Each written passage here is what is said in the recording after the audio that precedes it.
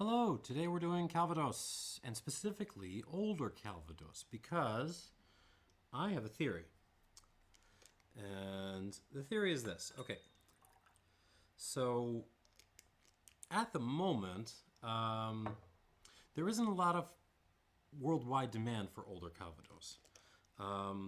In the U.S., there's beginning to be more demand for older brandy, but it's really like older Armagnac, because I think people are starting to realize, hey, maybe spending $150 on 15-year-old Barton or low rye MGP, God help them, really isn't delivering the kind of quality that they may want.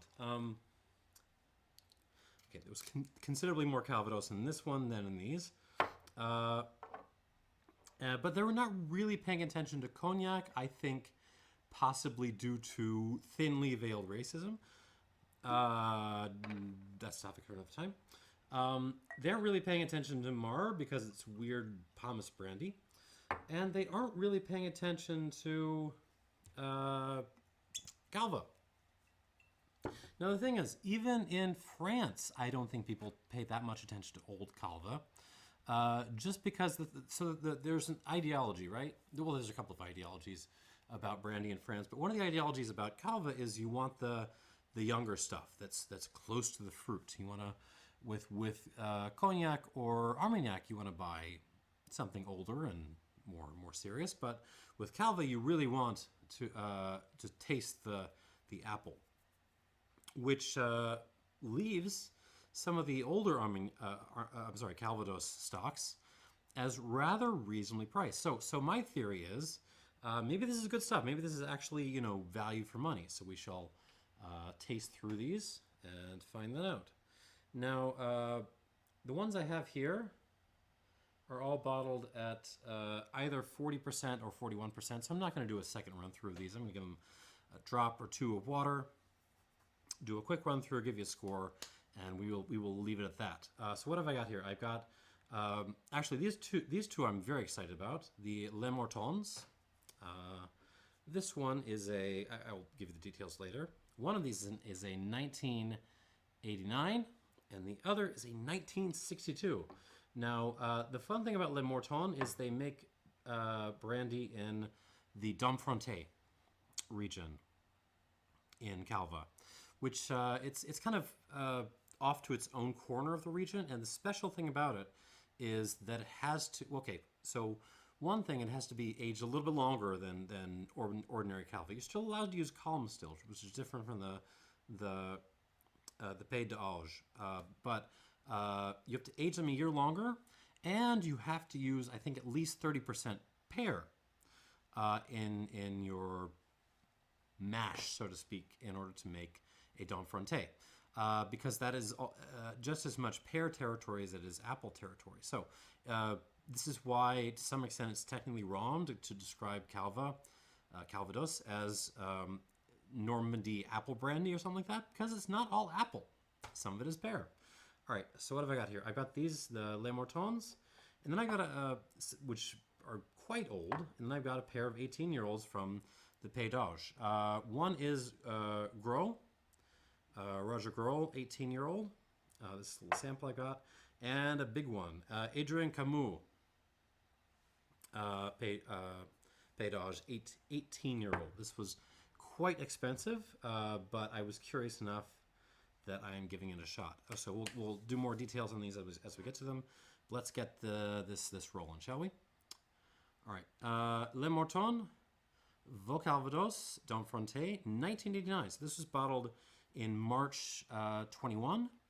So it is about 32-ish years old. Bottled at 40% alcohol, which is a little bit of a bummer, but we shall see what we shall see. Oh, okay. So this is a very pretty nose, as they say in wine sometimes. A pretty nose. One thing I'm recognizing in this is there's this kind of metallic hint, almost like an old rust sort of hint, which I associate more with pear brandy than I do with apple brandy. So I'm wondering if that's where that's coming from. This just has enough pear in there to start throwing metal at me. Beyond that, we're getting dried apple, figs, prunes,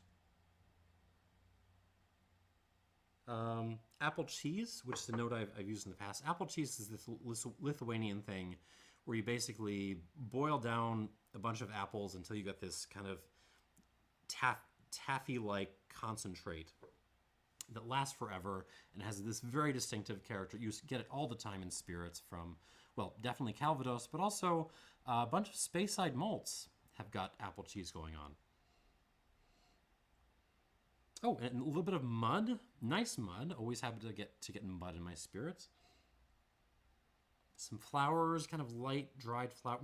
Not dried flower. More like a little hint of almost lightly floral perfume or something, or cologne maybe. Not overwhelming. Just like a guy giving a little touch. Classy. A little bit of like that musty old basement thing you get from older spirits. Black pepper. Maybe a touch of like coffee cake, like sort of cinnamon cake. I don't know, it's a little bit vague from the proof. The proof is absolutely not helping this, but it's a nice nose. Again, pretty nose. Oh, and a little bit of just like straight up apple juice on the end there. Here we go, on the palate.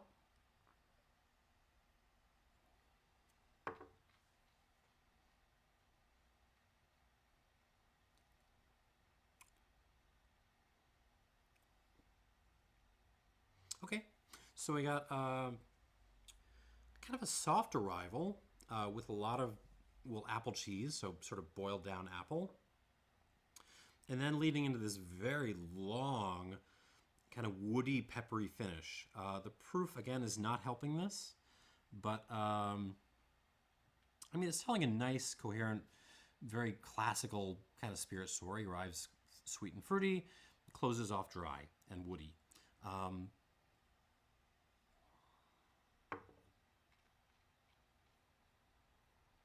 So you got your apple elements, figs, prunes, the mud. I mean, it's kind of following from the nose, musty basement.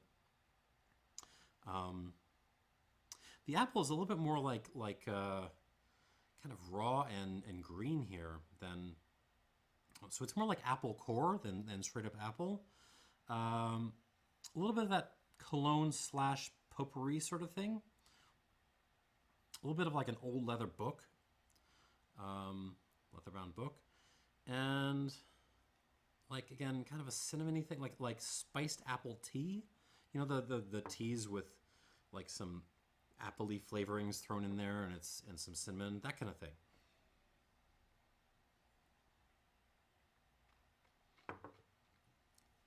It's nice. My world is not changed by this Lemorton 1989, but it's nice. I'm enjoying this. I'm going to give this solid 84 points out of 100. Worth a grab if you were born in 89 and if you can get this at a reasonable price, or if you can get this at a reasonable price. Yeah, it's a nice old brandy. Not the most exciting thing in the world, and the proof is definitely hurting this, but it's nice. All right, moving on. Geez, look at I don't know if you can tell the difference in color because I've had so much of the 89, but the 62 is considerably darker. So I'm a little bit worried this is a wood bomb. Okay, now it was not bottled recently. This was bottled in March 2008, so quite a while back. But that still makes this 1962 Lemorton Vieux Calvados Domfrontais a whopping 46 odd years old, and it is also bottled at 46% alcohol. Let's see what we got. Here we go. What we got is basically a cinnamon bomb. That's like most of what I'm getting. This is it's like 70% cinnamon, clove, cardamom. And then in the corners, you're getting little hints of like, the Trader Joe's fig butter that you get on the, it's like a preserve, and the apple cheese thing. I mean, this really smells like it just spent too long in the barrel. Like they should have pulled this out 10 years earlier. I mean, it's nice to have things like this around, but it's just not. It just smells like mostly wood at this point. I mean, the fact they're bottling at this 40% has just flattened out any details that were left. It smells old and musty. It's pleasant enough. There's some, like, again, black pepper, old leather books. There's a little herbaceous thing, like woody herbaceous, like a woody mint, woody basil thing. And that's kind of it. It's nice, but you know, give me some more proofage and give me less oak is what I would ask for on this. All right, let's see what happens on the palate.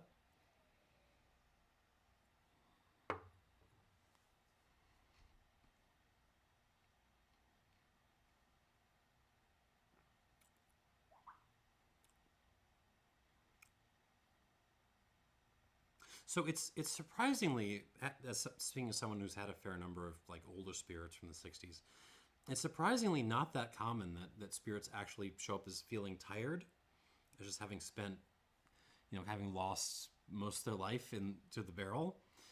This one, usually most of the time you get that little sense of, oh, this actually comes across as young for its age. This is the case, and I think that's partly because like people recognize when the wood is starting to creep too much and pull it out beforehand. But in this case, this actually just tastes a little tired. And the strength is absolutely not helping with that.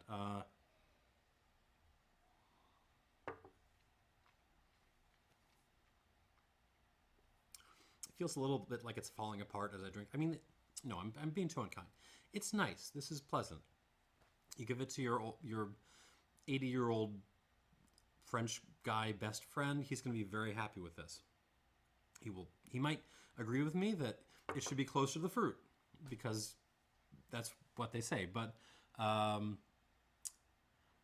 think you want to do it. So it's by no means bad, but it's falling apart in my mouth a little bit.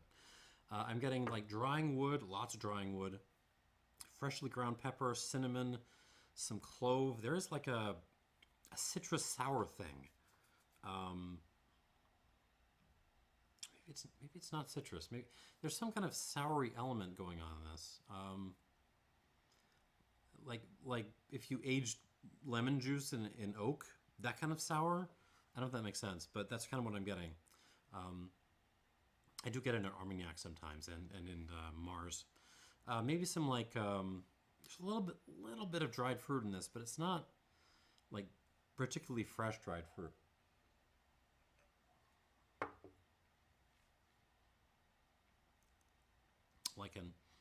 Maybe like some old apple way off in the corner, but it's like prunes, but they're like burned prunes. So you set your prunes on fire and now they're just like ashy and burned. And no other real fruit to be found. It's just lots of ash and pepper and woodiness and that kind of woody citrus sour thing.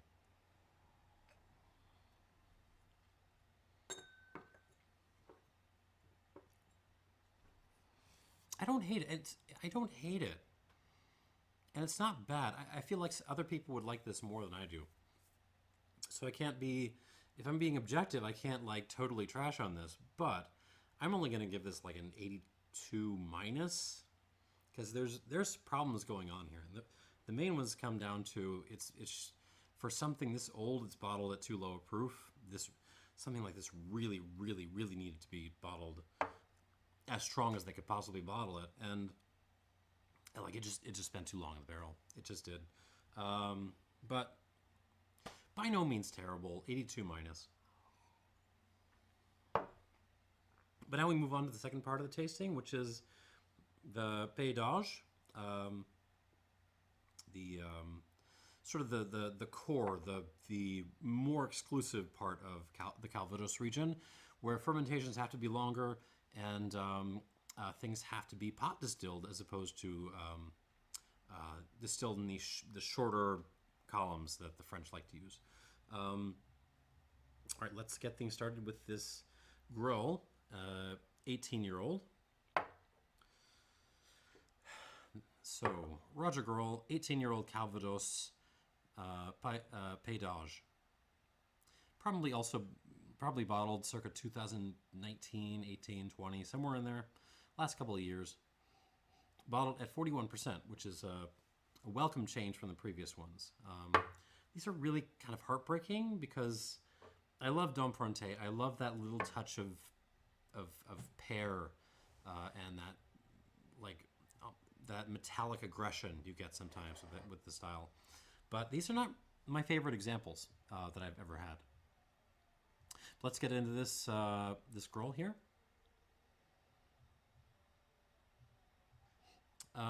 Okay, much fruitier than the previous two. And even much fruitier than the 18 years old would suggest. I'm really getting like green apple and kiwi, of all things. Mixed flowers, just a bunch of flowers going on. Difficult to know what kind. The kiwi is the surprising thing. It's like, oh, there's this tropical touch showing up in this basically, apple and pear sort of brandy. White pepper, some like light minerality going on.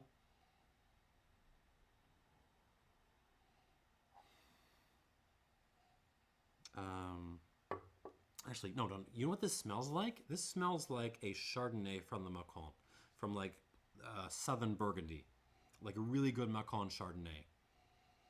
Yeah, it's got that kind of green apple slash like tropical thing, but also at the floral at the same time, the minerality.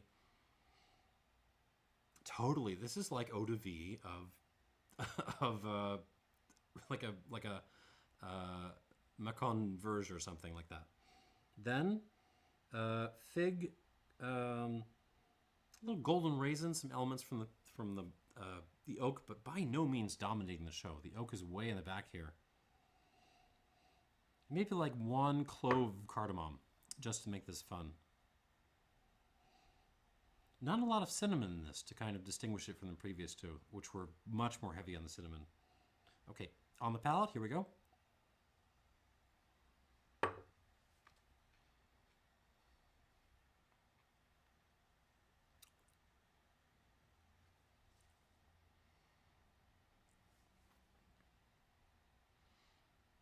Interesting. So let me take a minute and just puzzle this out. So it arrives quite fruity on like lots of green apple, lots of apple cheese, and lots of minerality. And then the finish is, again, then becomes quite dry and woody, pleasantly so. It's a little bit thin, it's a little bit clipped, but not too bad.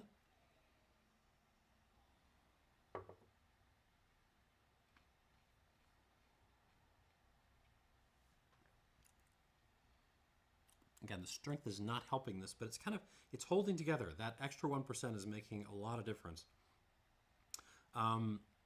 Chablis comes to mind. It's the minerality and the slight and the appley acidity is kind of happening here. There's not a lot of acidity, but it's bringing more than I usually expect from Calva. Chablis comes to mind. Put it that way. Raisin again, not golden raisin. This is just straight up like the ones with the red boxes. A little bit of kiwi again, less than on the nose.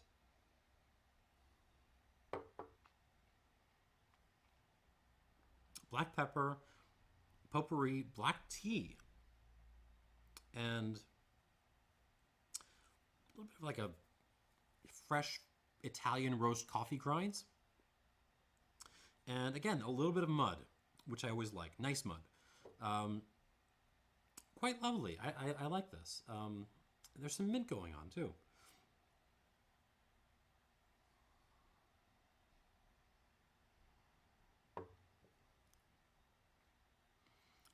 So it's really this balance between like this beautiful fruit element, some minerally ashiness, and a little touch of like herbaceousness coming through too.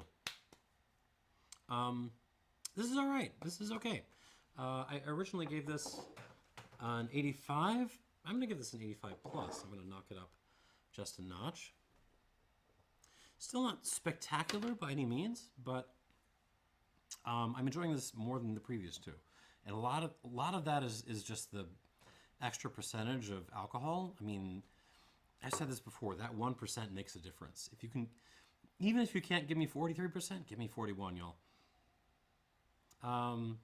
It's also just fresher and nicer and brings a little bit more of the distillate to the table. I'm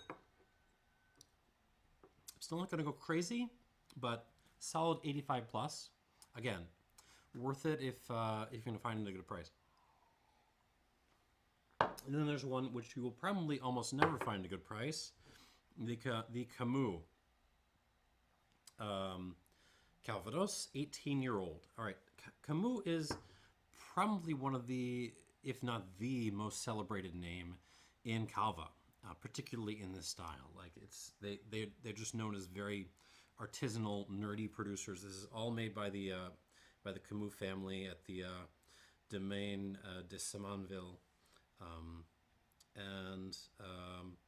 yeah, these are serious people.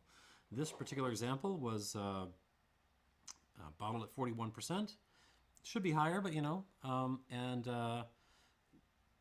cost quite a bit of money. But you know, we'll carry on.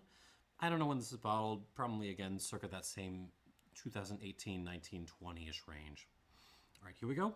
I'm expecting a lot from this. We shall see what happens. Ooh. On the nose is dense, is I think the word for this. It just smells thick. Okay, so we're getting like apple cheese, but also like it's like an apple orchard. So like it's you're sitting in an apple orchard eating like a huge ass hunk of apple cheese. But then right behind that, you're getting that kind of dirty, dusty, musty cellar kind of thing. There's a coffee note, but it's not.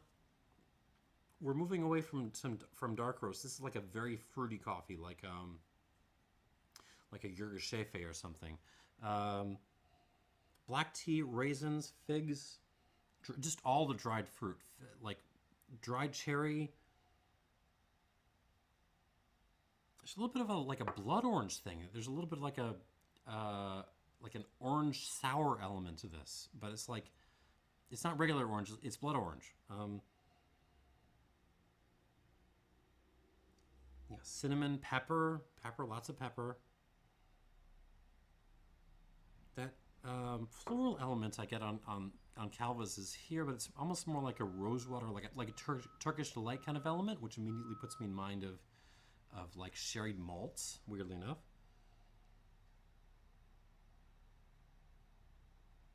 There's just lots of little things going on, and it's all just dense and tough. Super dark chocolate also in this. Seriously dense. Okay, let's see on the palate.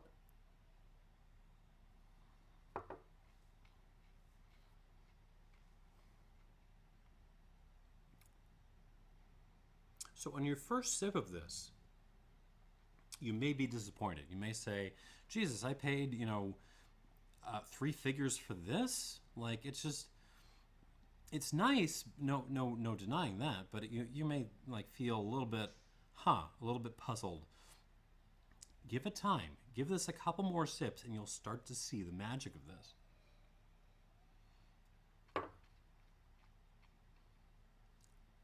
Yeah, it's a hair bit light on its first sip, but the more you drink of this, the more it kind of builds and builds and builds in your mouth, because the finish, as it's in a way a delicate finish, it's very subtle, but it doesn't go away. It just holds on, and the more you sort of imbibe this, the more it sort of builds on itself until you are at like, Bruckner-esque symphonic proportions of delicious Calva in your mouth.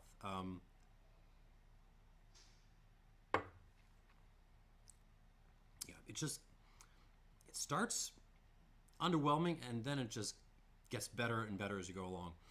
Burned apple cheese, black pepper, old basement, raisins, dates.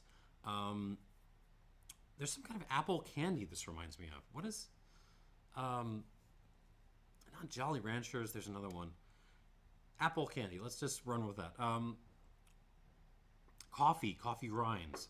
So there's a lot of oak on this, yet it still feels delicate. It feels light on its feet. It's crazy because it feels like there's an enormous amount of oak happening, of just French oak, but the distillate is hanging with it. The distillate still feels fresh, which is kind of the magic, part of the magic of this. It's not all the magic, but it's part of the magic.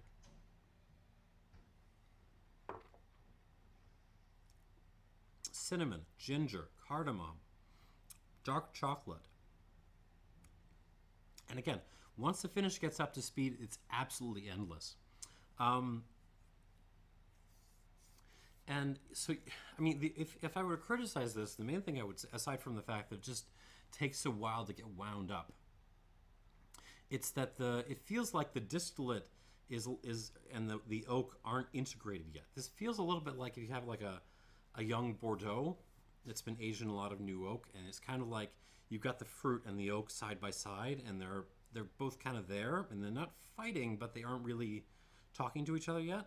That's kind of what's happening in this, which makes me think maybe the Camuts to go with maybe this is just too young. Like, this is an 18-year-old brandy, and it's still, and it's got a hell of a lot of oak on it, but it still feels too young. It feels like the tertiary notes, the notes that you should get from aging a really careful distillate in oak, just haven't started to show up yet. So I'm starting to think maybe the Camuts to go for are like the 30-year-olds, the 40-year-olds.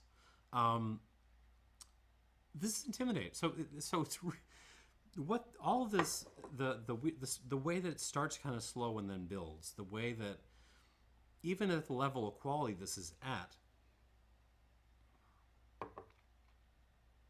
it still feels young and a little bit underdeveloped. That makes this extremely hard to score. Because, I mean, the way it's, on first arrival with this, like, I was at maybe, like, 85 territory, but if I'm doing a session with a glass of this stuff, like, by the end, I'm around 90 points. Like, I'm completely blown away by this.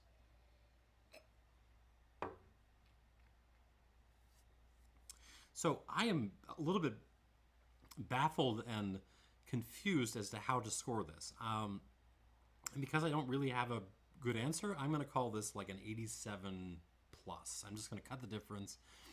87 plus. Definitely worth trying.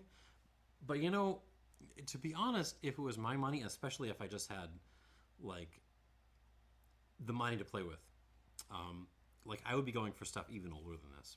I would be looking for Camuts that were, in the 20, 30, 40, 50 years old, because this feels like a distillate that can go that long.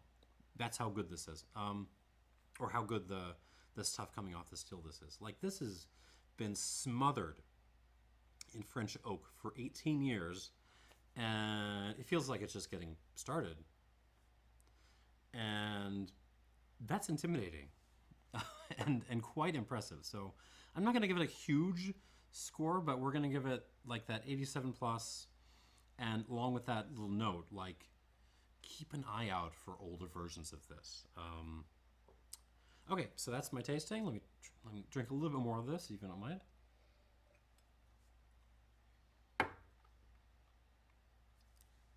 So what are our results? To some extent, my theory that maybe Old Calva was the value has been shut down a little bit. The Lemortons kind of, they're okay. They didn't really show up to play, and I think that's partly because of the proof.